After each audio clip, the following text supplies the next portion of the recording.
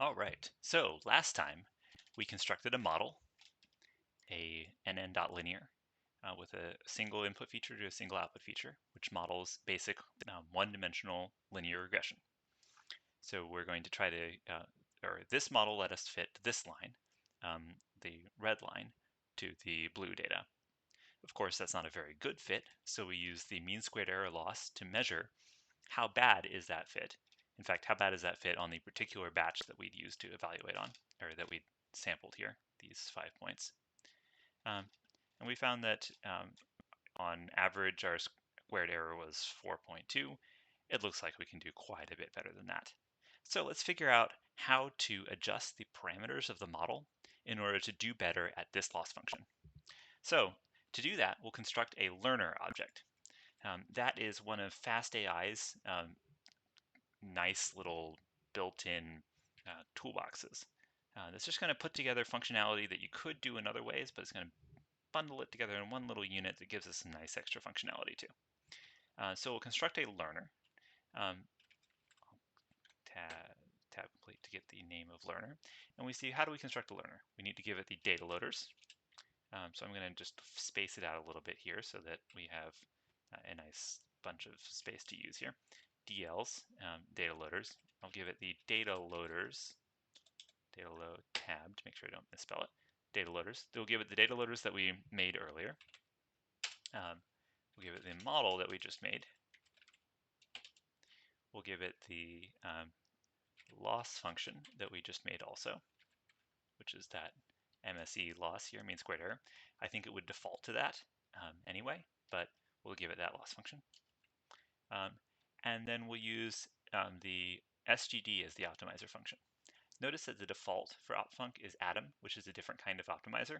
It's actually a SGD variant.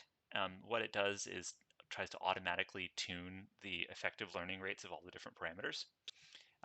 It's going to be really helpful when you have a complicated model to be able to figure out how to adjust the learning rates for all the different parameters appropriately. But to keep it simple here, we'll just use the basic SGD. Even though this is a function, I'm going to not call this function. I'm just going to leave it there because it's going to, the learner is going to instantiate that function for us. Now, we usually see in the book that it will take a metric. Now, we don't actually need a different metric because our loss function is already mean squared error, which is a reasonable thing we could do. We could give a couple of other things like the mean absolute error. Is there an root mean squared error function? Yeah, there's a root mean squared error. Okay, so we'll take a couple of extra metrics, might as well. When we do that, we type error, metrics, right. I should have noticed that. It's right over here, metrics, don't you see, among these huge number of parameters? Yeah. Okay, metrics. I think if I had tabbed, yeah, if I did tab complete, I wouldn't have made that mistake. Okay, so metrics, I get a learner object. Well, I want to keep on, hold on to this object, so I'll assign it to a variable learner. So now I've got that learner. And I'm going to fit it for 10 epochs at the default learning rate. The default learning rate was 0.001. So learner.fit, and it takes the number of epochs. I like to give these things as keyword parameters, or keyword arguments, so that we can remember which thing is which. So I'll give it 10 epochs, and then we're going to plot the loss at the end. Go. That was control enter to just go in one cell.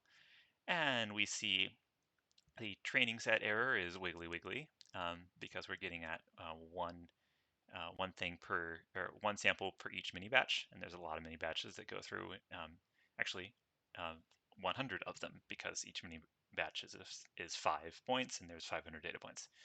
No, actually there's 400 data points because we split a validation set off. Anyway, so these are for each mini batch, and then the orange line is plotting the validation curve, which is evaluating once per each epoch. So it's basically plotting exactly these numbers, the valid loss.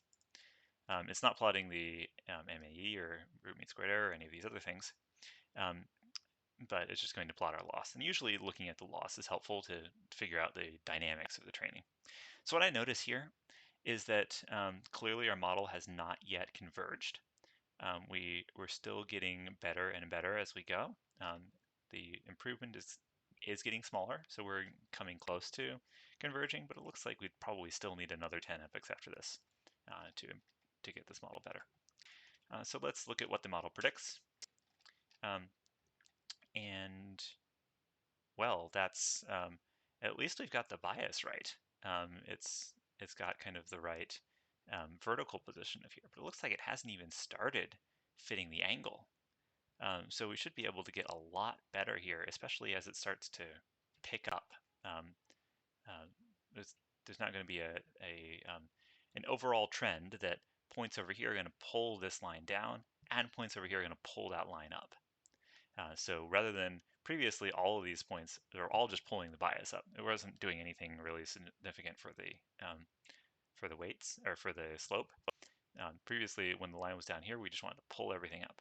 But now that it's all at the right kind of level, and now we're going to want to make this line start to turn. So what I'm going to do is just, I want to show you something. I'm going to take this learner and fit it for another 10 epochs.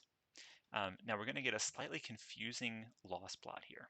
In fact, I'm going to copy this cell using C and then V so that we can see the comparison here. I'm just calling fit, and I'm going to give it another 10 epochs. And what do we notice here? The y-axis, or the x-axis here is now confusing because it's not really starting at 0 anymore. It's actually starting where the previous one left off. Because remember, our model had parameters. So our model has some weights and whatever. And these, we didn't reset them. We left them at where they were. So this learning curve is starting off, these 10 epochs are starting from where this learner left off, or this fit batch left off. So one big thing to notice here is the y scale is really different. Here we had going from 1.4 to 3, and now we're zoomed in a lot. So it looks a lot more wiggly, but actually it's probably about the same amount of wiggly. And it looks like we're still definitely not converged. It's still going down. Since we zoomed in a little bit, now that slope that looked like it was starting to flatten out, now it looks again like it's pretty steep here. But that's just an artifact of how the y is scaled. And let's plot this model again. Okay, now we're getting this thing turned a little bit, but still, it's gone through this data 20 times, and it's not really picking up what's going on here. So I think we're probably going to need a bigger learning rate. So just to see what to do, let's first reset the parameters of this model so that we know that we're starting at a clean slate. So now each time we run this training, it's going to start again from the initialized state.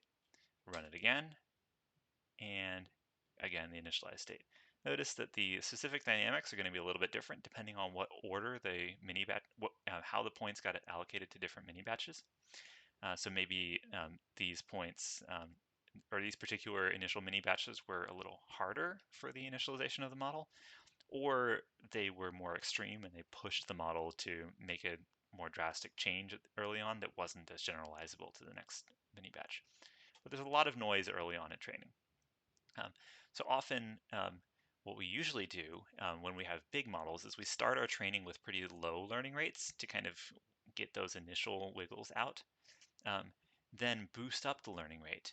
Once we've started to get the model kind of generally in the right area, it really kind of zooms in and grabs onto the patterns in the data, and then turn the learning rate back down again as we get towards the end so that it can kind of fine-tune itself and not get too bumped around by any individual point. But those are all details.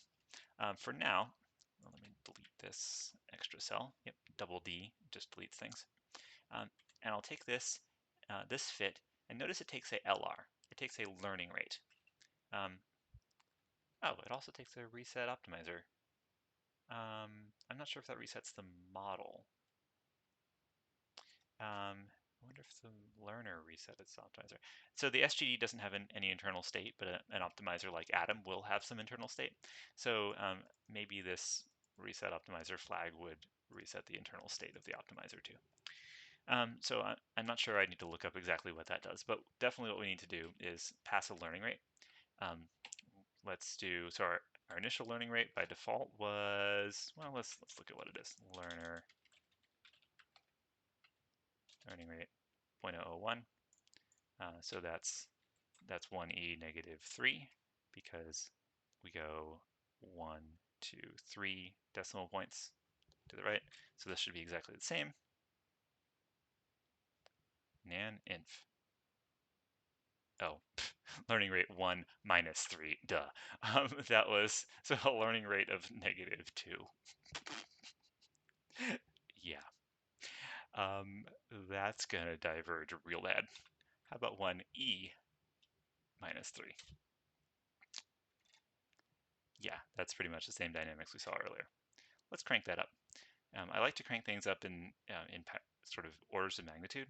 So crank up learning rate to 1e minus 2, 10 to the negative 2. That's getting good. It's starting to flatten out a little bit more. Yeah, we'll discuss later about why these train and validation curves are diverging a little bit here. But let's say, what if I get greedy? So 10 to the negative 2, what if I just crank it up all the way to, how about 10, 1e1? Whoa, way too much. How about 1e0, learning rate of 1? That diverged really bad too. Okay, that clearly was way too big of a learning rate. 1e minus 1. That's looking better. So we pretty quickly descended the loss to a flat low level here. I don't know if we're still getting any better towards the end. Just the y scale on this graph isn't enough to see. We could zoom in on there more, but let's first just look at what this model predicts. Oh, hey, that looks like a good fit line. So it looks like we got a good fit on this of this data. And let's go ahead and look at the weight and the bias attributes of model. Oh, wait. Remember to restart and run all. Before we get too far, let's just make sure this whole thing that we just did is reproducible. Kernel, restart and run all cells. Go. So it's just going to run through everything. This should be quite fast, even on my laptop CPU. And there we go, same thing again. So we're going to inspect the weight and bias attributes. So I'm going to take our model, which was our linear model thing here. We'll look at weight. What do we expect weight to be?